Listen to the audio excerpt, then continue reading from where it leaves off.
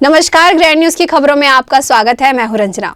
चलिए खबरों की शुरुआत करते हैं दुर्ग शहर से, जहां दुर्ग की बेटी वैदिका खुशी रवाना लंदन में हुई कॉमनवेल्थ फेसिंग चैंपियन में कांस्य पदक जीतने के पश्चात पहली बार दुर्ग पहुंची, जहां वैदिका का क्षेत्रवासियों ने फूल मालाओं से स्वागत किया। बीते दिनों लंदन में कॉमनवेल्थ फेंसिंग चैंपियनशिप में दुर्ग की वेदिका रावना ने छत्तीसगढ़ का नाम रोशन किया है। वेदिका ने गेम में 3 ब्रॉन्ज मेडल हासिल कर पूरे प्रदेश का गौरव बढ़ाया है। वेदिका से जब बातचीत की गई तो उन्होंने बताया कि वह 8 सालों से इसके लिए मेहनत कर रही हैं और आगे खेल में ही अपना भविष्य बनाना चाहती हैं। उन्होंने आगे यह भी बताया कि इससे पहले वह इंडियन कैंप में थीं और अब आगे ओलंपिक में जाने की तैयारी पूरे जोर शोर से कर रही हैं। वेदिका के नगर आगमन पर दुर्गवासियों ने मालवीय नगर चौक पर वेदिका का फूल हार पहनाकर जोशीला स्वागत किया और उनके उज्जवल भविष्य की कामना की। लंदन में 9 से 12 कॉमनवेल्थ सीनियर फेंसिंग चैंपियनशिप हुआ था, उसमें 3 ब्रोंज मेडल लेके आई। ये ब्रोंज मेडल के मैं 8 साल से मेहनत कर रही हूँ और इससे पहले इंडिया कैंप में थी। साई STC दलशेरी NCU में ट्रेनिंग करती हूँ। आगे क्या सोचा है आपने?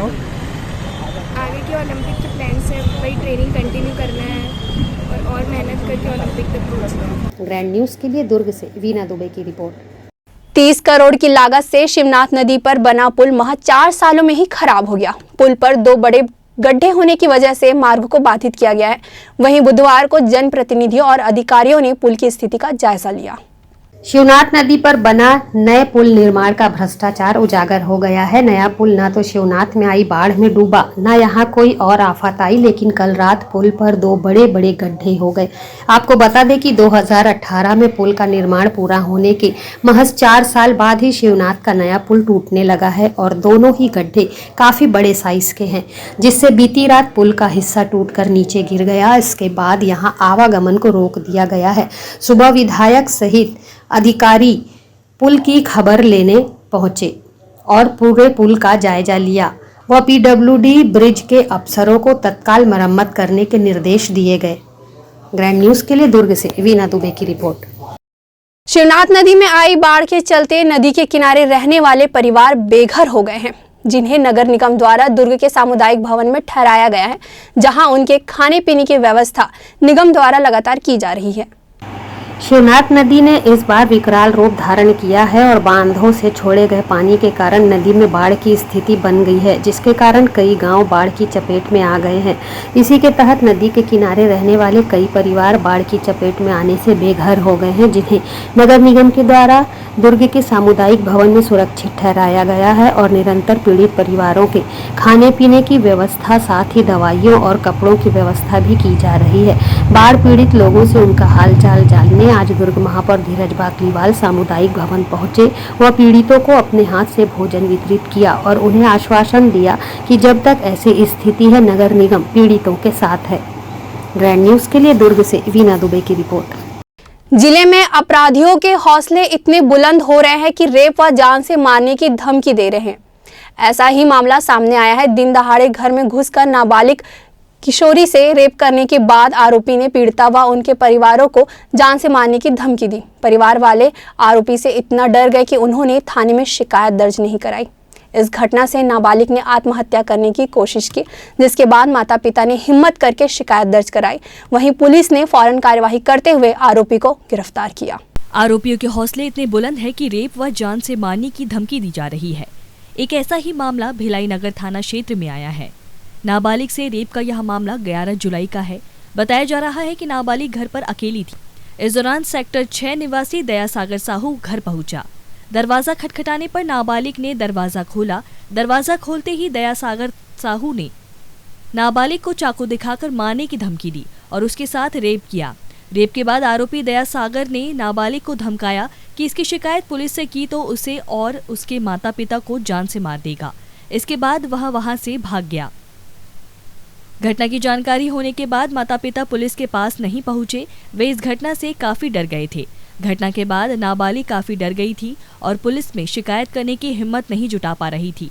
नाबालिग इस घटना से इतनी आहत थी कि उसने 2 दिन पहले फिनाइल पी लिया। नाबालिग ने आत्महत्या की कोशिश की तो माता पिता ने हिम्मत जुटाई। पुलिस ने पीड़िता का बयान लिया और दया सागर साहू को गिरफ्तार कर लिया है। भिलाई नगर थाने में 1 महीने पहले एक बच्ची के साथ अनाचार की बात सामने आई थी। पुलिस के पास 2 दिन पहले बच्ची ने आके FIR कराया। पुलिस ने तुरंत उसका मेडिकल टेस्ट कराया, तुरंत उसका स्टेटमेंट लिया और आरोपी को 24 घंटे के अंदर हमने गिरफ्तार कर लिया। आरोपी से पूछताछ की जा रही है, आगे विधि संगत कार्रवाई की जाएगी। राज्यसभा सांसद सरोज पांडे की अनुशंसा पर रायपुर एम्स के द्वारा पहली बार भिलाई के वैशाली नगर शासकीय कॉलेज में हेल्थ कैंपस का आयोजन 21 अगस्त को किया जाएगा, जहां एम्स के सीनियर डॉक्टर्स की टीम करीब 1000 लोगों का निशुल्क उपचार करेंगे। तारीख 21 अगस्त को दिन रविवार है, शासकीय कॉलेज वैशाली नगर का।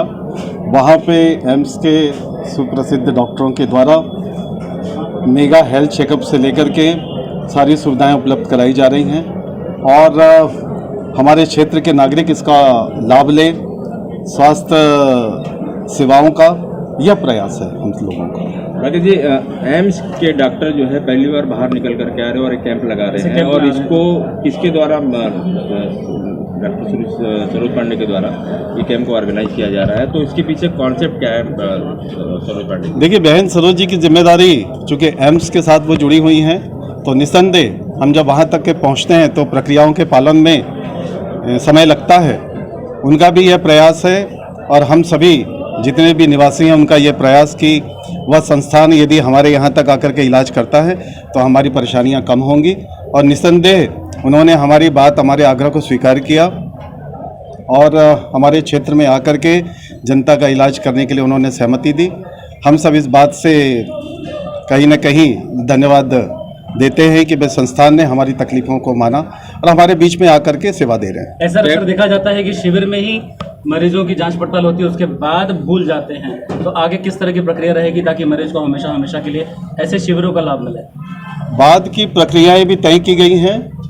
एम्स संस्थान के द्वारा उनके लिए कार्ड बनाया जाएगा और हम सभी व्यक्तिगत तौर पे भी उसकी निगरानी करेंगे और उनके लिए कार्ड बनाया जाएगा, उसका फॉलोअप लगातार लेते रहेंगे। 21 अगस्त को जो कैंप लगाया जा रहा है, कैंप उसको लेकर के किस तरीके से तैयारी की गई है और डॉक्टर के द्वारा क्या फैसिलिटी वहाँ पे उपलब्ध कराई जाएगी जो वहाँ पे आने वाले जुलावर्ती? देखिए 20 एक्सपर्ट डॉक्टर विभिन्न विभागों के वहाँ पे उपस्थित रहेंगे।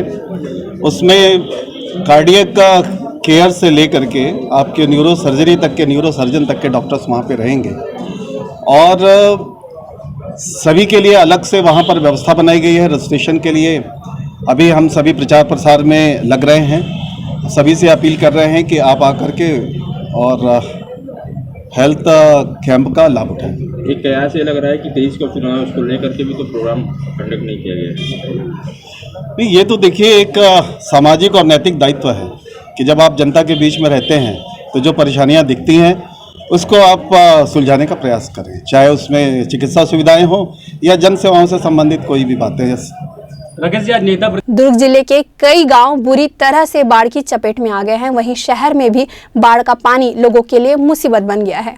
आपको बता दें कि चंगोरी गांव टापू में तब्दील हो गया है। शिवनाथ में मोंगरा बैराज से छोड़े गए पानी के कारण दुर्ग शहर को राजनांदगांव जिले से जोड़ने वाले मार्ग तक पानी भर गया है, जिसके कारण आवागमन पूरी तरह टूट चुका है। सावधानी के लिए बालोद रोड को भी रात भर के लिए बाढ़ के कारण अस्थायी रूप से बंद कर दिया गया है। इसके अलावा बोथली, अलबरस, कोनारी, भरदा, मोहलाई और कोटनी गांव भी पूरी तरह से बाढ़ की चपेट में आ चुके हैं। बाढ़ का पानी घुटनों तक आ गया है। दुर्ग कलेक्टर पुष्पेंद्र कुमार मीणा का कहना है कि जहां भी लोगों के फंसे होने की सूचना मिल रही है, वहां बचाव दल लोगों को निकालकर सुरक्षित स्थान पर पहुंचाने का काम कर रहा है। साथ ही भोजन, दवाइयों के साथ ज़रूरी सामान भी बाढ़ पीड़ितों को उपलब्ध कराए जा रहे हैं। रही बात जल स्तर के बढ़ने की, तो अब राजनांदगांव के मोंगरा बैराज से पानी नहीं छोड़ा जाएगा, इससे स्थिति नियंत्रण में आ जाएगी। जो शिकायत मिली थी और जानकारी मिली थी, एक ईंट भट्टे पे मिले थे जहाँ पर लोग फंसे हुए थे, तो उनको निकाल लिया गया है। और एक फार्म हाउस में लोग, कुछ कर्मचारी फंसे हुए थे, तो उनमें से कुछ लोगों को निकाल लिया गया। कुछ लोग थे जो नहीं निकलना चाह रहे थे। जहाँ जहाँ भी सूचना मिल रही है, सभी गाँवों के सरपंचों से हमारी लगातार बात हो रही है, सचिवों से बात हो रही है, पटवारियों से बात हो रही है, और जहाँ से भी सूचना मिल रही है वहाँ पर हम टीम को भेज के लोगों को निकाल रहे हैं और पूरी इस पर निगाह बरती जा रही है। और अभी अच्छी बात यह है कि क्योंकि ये जो स्थिति उत्पन्न हुई है ये जो मोंगरा जो बांध है राजनांदगांव में, वहाँ से जो पानी को छोड़ा गया उसकी वजह से स्थिति निर्मित हुई है। तो वहाँ पे अब पानी का छोड़ना बंद कर दिया है। अंतिम जो पानी की जो खेप थी वो ही छोड़ी गई है। तो उम्मीद है कि सुबह से हालात सुधर जाएंगे। ग्रैंड न्यूज़ के लिए दुर्ग से वीना दुबे की रिपोर्ट। ग्रैंड न्यूज़ की खबरों में फिलहाल इतना ही। मुझे दीजिए इजाज़त। नमस्कार।